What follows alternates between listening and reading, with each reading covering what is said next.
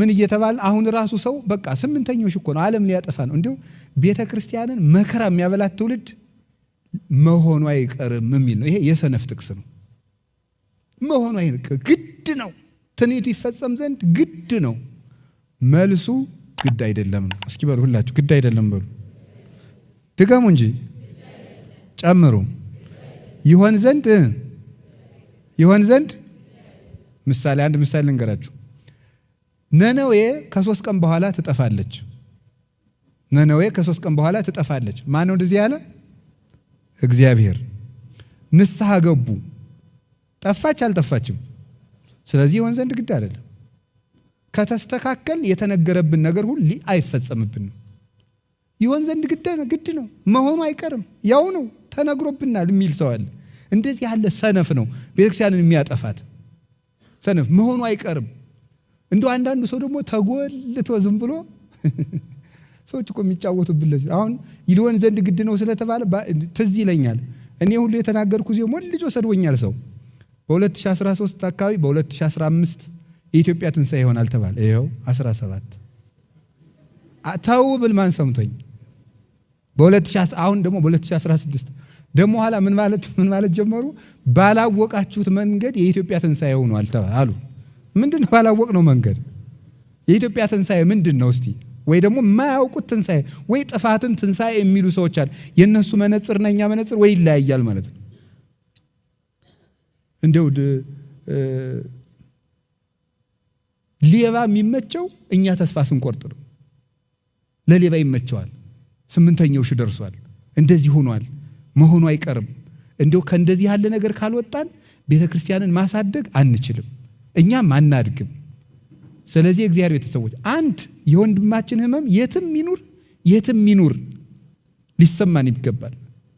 በራሳችን ብቻ ጭር ሲልብን ጭር የምንል የሌላው ችግር የማይረዳን የማይሰማን ከሆነ ወይ ደግሞ አይምሮአችን ችግር ገጥሞታል ማለት ነው። እነዚህ ሰዎች ተስፋ ቆረጡ። ምጽአት አሁን ራሱ ይሄ ጦርነት ስላለ ረሃብ ስላለ መደማመጥ ስለሌለ አሁን ሰው ራሱ ምጽአት የመጣ መስሎታል። ምጽአት ነው ያው ዘመኑ ደርሷል እንግዲህ እኮ የቀረ የለም የሚል ሰው አለ ተጎልቶ ማለት ወይ ከመጣ ጥሩ አድርገህ ስራ ቶሎ ብለህ እንዴውም ደርሷልም እኮ ያለ ሰው መስራት ነው ጥሩ። እንዴ ደርሷል እያሉ መጎለት አለ የለም። ከዛ ብድግ ብለው ምን ያደርጓል? አንድ ጅል ይመጣና ደግሞ ይሄው ዘመኑ የመቃረቡ ምልክት ለንደን ውስጥ እንደዚህ እየተደረገ ነው፣ አሜሪካ ውስጥ እንደዚህ እየተደረገ ነው፣ ብራዚል እንደዚህ እየተደረገ ነው ይለናል። ደግሞ መጥቶ ይድረስ ይምናገብ። ይሄ ጅልነት ድሮ አልነበረም? ጣዖት ድሮ አልነበረም? ጭካኔ ድሮ አልነበረም? እነ ቅዱስ ጊዮርጊስ በመንኮራኩር አልተፈጩም? እነ ቅዱስ መርቆሪዎስ በብረት ምጣድ አልተጠበሱም? እነ ቅዱስ ፋሲለደስ በገመድ አልተጎተቱም? ሰሎሞን በመጽሐፈ መክብብ ምዕራፍ 1 ቁጥር 1 ላይ ያለው ይሄንን ነው። የሚሆነው የሆነው ነው፣ የሆነውም የሚሆን ነው ብሏል። የሚሆነው የሆነውም የሚሆን ነው። አዲስ ነገር አልመጣም። ምጽአት ነው የሚያስል ምንም የለም። ፍቅር ጠፋ። ድሮ ፍቅር አልጠፋም እንዴ? ሐዋርያትን የሚገድል ሁሉ መስዋዕት የሚያቀርብ የሚመስል አልነበረም? ነበር። ረሃብ ድሮ አልነበረም? ነበር። አለመደማመጥ ድሮ አልነበረም? ነበር። ቤተክርስቲያን ድሮ አልተሰደደችም? ትሰደድ ነበር። ስለዚህ ሁሉም ነገር የነበረ ያለ ነው። የተለወጠ ነገር የለም። ፀሐይ አልተለወጠም፣ ጨረቃ አልተለወጠችም። ክፉ ሰው ድሮም ነበር፣ ዛሬም አለ። ጨካኝ ድሮም ነበር፣ ዛሬም አለ። ፍርደ ገምድል ቀድሞም ነበር፣ ዛሬም አለ። ስግብግብ ድሮም ነበር፣ ዛሬም አለ። ዘረኛ ቀድሞም ነበር፣ ዛሬም አለ። አይሁድ ፍጹም ዘረኞች ናቸው። እንዲያውም ልንገራችሁ ምን ብለው እንደሚያስቡ እግዚአብሔር የአብርሃምን ዘር ብቻ ለወገንነት ፈጥሮ ሌላውን ለአይሁድ አገልጋይነት ፈጥሮታል ብለው እኮ ነው የሚያስቡት። እንደዚህ ያለ ዘረኝነት አይታችሁ ታውቃላችሁ? ንጹህ ዘር የእስራኤል ዘር ነው፣ ሌላው የእስራኤል አገልጋይ ነው ብለው ነው የሚያስቡት።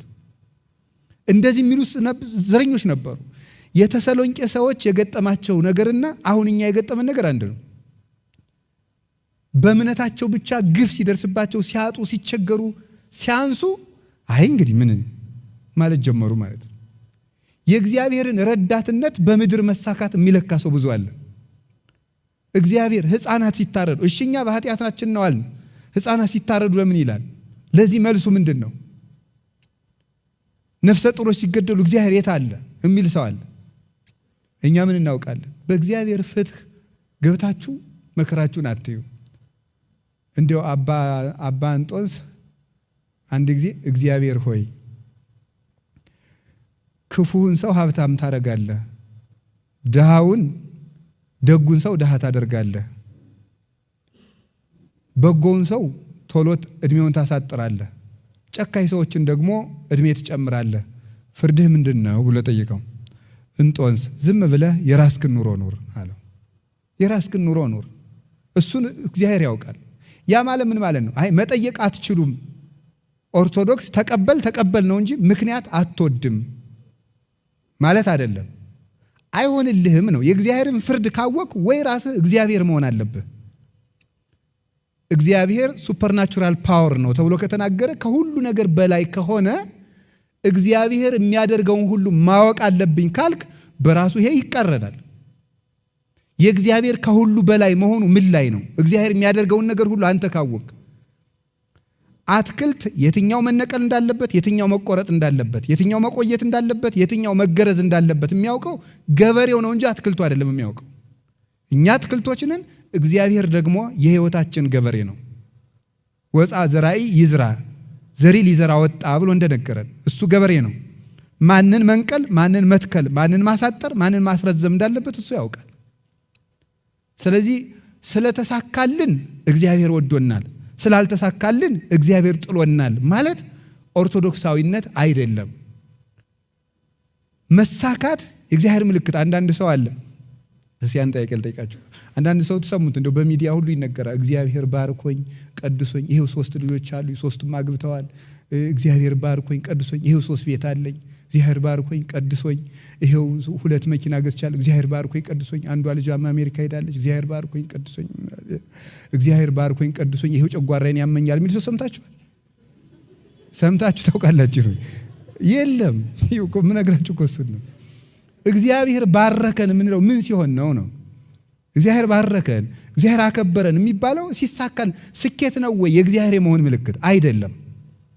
መራብስ የእግዚአብሔር ምልክት አይደለም። ማጣትስ የእግዚአብሔር ምልክት አይደለም ነው። እንዲያውም ልንገራችሁ፣ ልጅ ቁማር እየተጫወተ ሲያስቸግር እናቱ ነግራው አልሰማት ካለ የሚያስፈራራ ልጅ ይላክበታል። የሚያስፈራራ ትልቅ ሰው። እኔም አንድ የሚያስፈራራ ጎረቤት ነበር ሕፃኑኝ ሳስቸግር ዋስ አስጠርቶ የሚለቀኝ በጣም ትልቅ ሰውዬ ነበር ጎረቤት ማለት። እሱ መጣ ከተባልኩ ጭጭ ነው የምለው እና የሚያስፈራራ ጎረቤት ይላክበታል። እና ለምንድን ነው ሲባል እናቲቱ ተው ከነገሌ ጋር ትጫወት ስትለው ሕፃኑ እምቢ ካለ የሚያስፈራሩ ማስክ ያደረጉ ትልልቅ የሆኑ ሰዎች ሄዱና አስፈራርተው ወደ እናቱ ቤት ያመጡታል። እናቲቱ ልጇን ማስደንገጥ ፈልጋ ሳይሆን ይላል ቅዱስ ዮሐንስ አፈወርቅ ወደ ቤት እንዲመጣ ፈልጋ ነው። እግዚአብሔር የሚያስጨንቁንን ነገሮች እንዲመጡብን የሚልካቸውና ዝም የሚላቸው ወደ ቤቱ መጥሪያ ነው። ነግሮን ስላልሰማን እንዳንርቅ ፈልጎ ነው። የልጅ ፍቅር ስላለው ነው። አባት ስለሆነ ነው። እናት ስለሆነ ነው። እግዚአብሔር ስለሚያዝንልን ወደ ቤቱ ወደን ስላልመጣን እንድንመጣ የሚያደርጉንን ነገሮች ይፈጥራል። ወደን ስላልሰራን እንድንሰራ የሚያስገድደንን ነገር ይፈጥራል። እንደዚያ ከሆነ ደግሞ አሁን ካልሰራን ቤተክርስቲያን አትቀጥልም።